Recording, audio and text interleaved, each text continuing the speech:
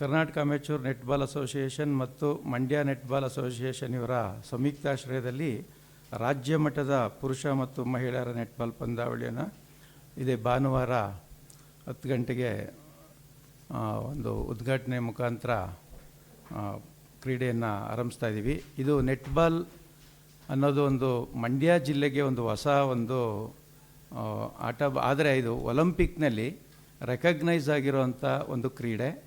ಈ ಕ್ರೀಡೆನ ಮಂಡ್ಯ ಜಿಲ್ಲೆಗೆ ತರಬೇಕು ಅಂತ ನಮ್ಮೆಲ್ಲ ಸ್ನೇಹಿತರು ಪದಾಧಿಕಾರಿಗಳು ತುಂಬ ಶ್ರಮ ವಹಿಸಿ ಈ ನೆಟ್ಬಾಲ್ ಅನ್ನೋ ಒಂದು ಕ್ರೀಡೆನ ಮಂಡ್ಯಕ್ಕೆ ಪರಿಚಯಿಸ್ತಾ ಇದ್ದಾರೆ.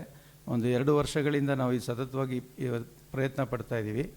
ನಮ್ಮ ಅದೃಷ್ಟಕ್ಕೆ ಈ ವರ್ಷ ನಮಗೆ ಸ್ಟೇಟ್ ಲೆವೆಲಲ್ಲಿ ಇದನ್ನು ಪಂದ್ಯಾವಳಿನ ನಡೆಸೋದಕ್ಕೆ ನಮ್ಮ ರಾಜ್ಯ ಮಟ್ಟದ ಅಸೋಸಿಯೇಷನ್ ಅವರು ನಮಗೆ ಅನುವು ಮಾಡಿಕೊಟ್ಟಿದ್ದಾರೆ. ಈ ಮಂಡ್ಯದಲ್ಲಿ ನಡೆಸೋದ್ರಿಂದ ನಮ್ಮ ಮಂಡ್ಯದ ಮಕ್ಕಳುಗಳು ನ್ಯಾಷನಲ್ ಲೆವೆಲ್ಗೆ ಹೋಗಿ ಅವ್ರಿಗೆ ಇದರಿಂದ ಈ ಕ್ರೀಡೆಯಿಂದ ತುಂಬ ಅನುಕೂಲ ಆಗುತ್ತೆ. ಅವರು ಯಾವುದೇ ಕಾಂಪಿಟೇಟಿವ್ ಎಕ್ಸಾಮ್ಗಳಲ್ಲಿ ಪಾಸಾದಾಗ ಈ ನೆಟ್ಬಾಲ್ನ ನ್ಯಾಷನಲ್ ಹೋಗಿದ್ದರೆ ಅವರಿಗೆ ಇದು ಮೀಸಲಾತಿ ಕೋಟಾ ಇರುತ್ತೆ ಇದಕ್ಕೆ. ಅದನ್ನೆಲ್ಲ ಅರ್ಥ ನಮ್ಮ ಪದಾಧಿಕಾರಿಗಳು ತುಂಬ ಶ್ರಮ ಪಡ್ತಾ ಇದ್ದಾರೆ. ಅದರ ಬಗ್ಗೆ ಒಂದು ಸ್ವಲ್ಪ ಮಾಹಿತಿ ಕೊಡೋಣ ಅಂತ ಪತ್ರಿಕಾಗೋಷ್ಠಿ ಕರೆದಿದ್ದೀವಿ. ಈ ಉದ್ಘಾಟನೆನ 14/6/2026 ಭಾನುವಾರ ಬೆಳಿಗ್ಗೆ 10 ಗಂಟೆಗೆ ಸನ್ಮಾನ್ಯ ಶಾಸಕರಾದಂಥ ಶ್ರೀ ರವಿಕುಮಾರ್ ಪಿ ಗೌಡ ಅವರವರು ಉದ್ಘಾಟನೆ ಮಾಡಲಿದ್ದಾರೆ.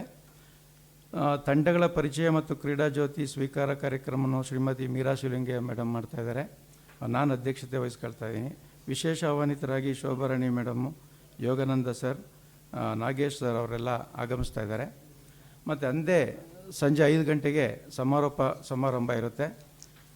ಇದರಲ್ಲಿ ಒಟ್ಟು ಪುರುಷರ ತಂಡ 12ರಿಂದ 15 ತಂಡಗಳನ್ನ ನಾವು ಬರೋವಂಥ ನಾವೆಲ್ಲ ಜಿಲ್ಲೆಗಳಿಗೂ ಆಹ್ವಾನಿಸಿದ್ದೀವಿ.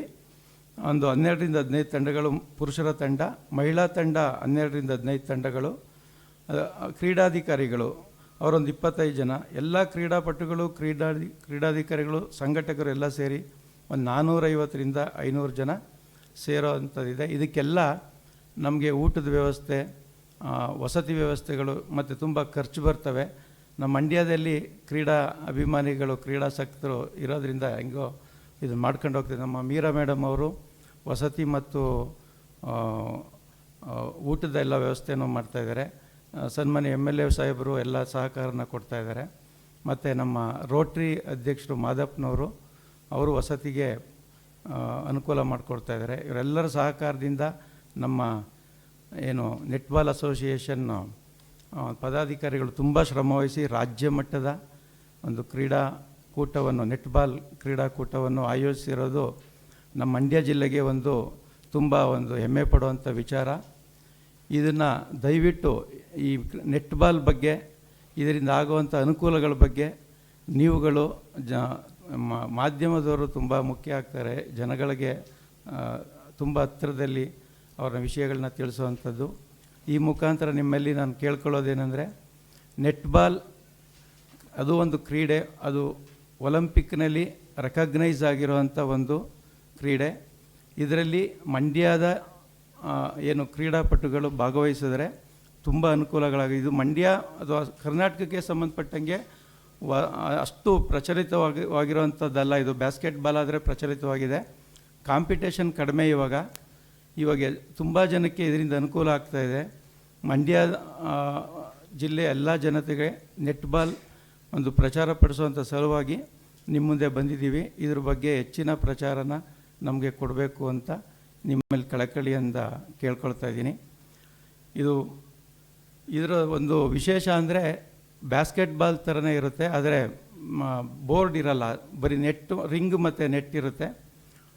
ಇದೊಂದು ಹೊಸ ರೀತಿ ಇದೊಂದು ಪ್ರಯೋಗ ಮಾಡ್ತಾಯಿದ್ದಾರೆ ಒಲಿಂಪಿಕ್ಕಿಂದನೂ. 5 ಜನಗಳ ತಂಡ ಇರುತ್ತೆ, 5 ಹೊರಗಡೆ 5 ಜನ ಇರ್ತಾರೆ, ಎಕ್ಸ್ಟ್ರಾ ಪ್ಲೇಯರ್ಸು 5 ಜನ ಆಡ್ತಿರ್ತಾರೆ. ಇದೊಂದು ವಿಶೇಷವಾದಂಥ ಒಂದು ಬೇರೆ ದೇಶಗಳಲ್ಲಿ ತುಂಬ ಪ್ರಚಲಿತವಾದಂಥ ಕ್ರೀಡೆ ಇದು. ಮಂಡ್ಯ ಜಿಲ್ಲೆಯಲ್ಲಿ ಇದ್ರ ಬಗ್ಗೆ ಹೊಸ ಮಾತು, ನೆಟ್ಬಾಲ್ ಅಂದರೆ ಗೊತ್ತಿಲ್ಲ ಅಷ್ಟು. ದಯವಿಟ್ಟು ನೀವು ಇದ್ರ ಬಗ್ಗೆ ಸುದ್ದಿ ಮಾಡಿ ಎಲ್ಲರಿಗೂ ಮಂಡ್ಯ ಜಿಲ್ಲೆಗೆ ನೆಟ್ಬಾಲ್ ಅನ್ನೋದು ಒಂದು ಕ್ರೀಡೆ ಇದೆ. ಅದರಿಂದ ಆ ಕ್ರೀಡಾಪಟುಗಳಿಗೆ ಗೌರ್ಮೆಂಟ್ ಜಾಬ್ ಆಗ್ಬೋದು, ಅಥವಾ ಯಾವುದಾದ್ರೂ ಸೈನ್ಸ್ ಹುಡುಗರಿಗೆ ಮೆಡಿಕಲಲ್ಲಿ ನೀಟಲ್ಲಿ ಈ ನೆಟ್ಬಾಲ್ ನ್ಯಾಷನಲ್ಗೆ ಹೋಗಿದ್ದರೆ ಅದಕ್ಕೆ ವಿಶೇಷವಾದ ಕೋಟ ಇರುತ್ತೆ ಕ್ರೀಡಾ ಇದರಲ್ಲಿ. ಇಷ್ಟನ್ನು ಹೇಳ್ತಾ ಒಂದು 12ರಿಂದ 15 ತಂಡಗಳು ಬರ್ತವೆ. ಹಾಂ.